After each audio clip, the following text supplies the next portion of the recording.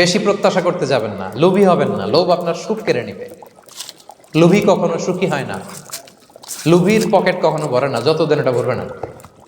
লোভী হব আমরা না। অতিরিক্ত প্রত্যাশা করব না, অল্প প্রত্যাশা করবো। I am not talking about the গোল।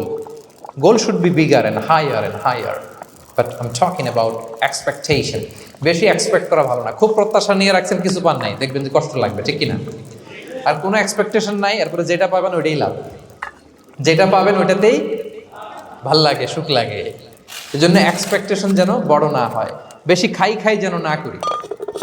হ্যাঁ, কালকে কি খাবো, পরশু, আগামী সপ্তাহে আমার মেয়ের কি হবে, ছেলের কি হবে, ওদের ভবিষ্যৎ, গাড়ি বাড়ি নাই, এই যে অস্থির, এরকম আসলে নাই। আজকের জন্য বাঁচুন, আজকের জন্য বাঁচুন, কারণ আগামীকালের তো জন্মই হয়নি। আগামীকালের জন্ম হয়েছে, এটা কি আজকে না আগামীকাল? তো আজকে হ্যাপি হন, আজকের জন্য বাঁচেন, আজকের জন্য প্ল্যান করেন। আগামীকালের তো জন্মই হয় নাই। কালকে সকালে সানরাইজের পরেই না আগামীকালের জন্ম গ্রহণ হবে, ঠিক কিনা বলেন? তাহলে প্রত্যাশা কমান, হ্যাপি হবেন আপনি।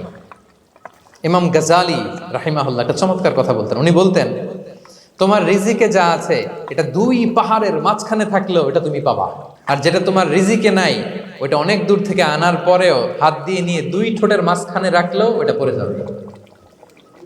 কথা বুঝতে পেরেছেন?